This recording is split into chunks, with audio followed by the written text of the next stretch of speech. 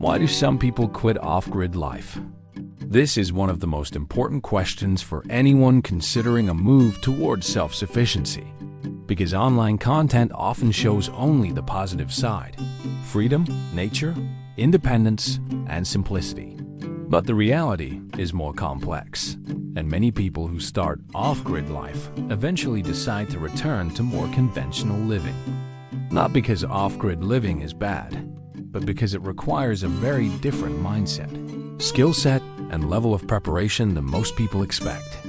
In this video, we're going to break down the real reasons people quit off-grid life and what challenges surprise them the most, and what you can do differently if you want to avoid making the same mistakes. Let's start with the biggest reason: expectation versus reality. Many people enter off-grid living with an idea that it will be peaceful, simple, and low stress.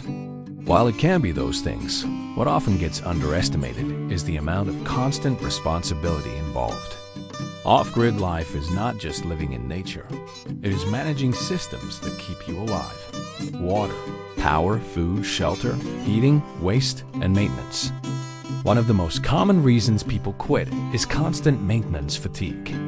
In a typical home, systems like electricity and water are handled by utility companies. Off-grid, every part of those systems requires your attention. Isolation is also a major factor. Living far from cities can be peaceful at first, but human connection is a basic need. Technical failures, physical exhaustion, and financial pressure also build up.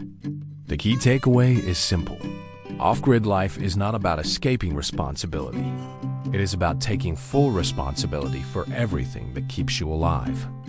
Start with realistic expectations, build skills before you commit, and design systems with redundancy. If you want more honest insights, subscribe to Off-Grid Life Tech.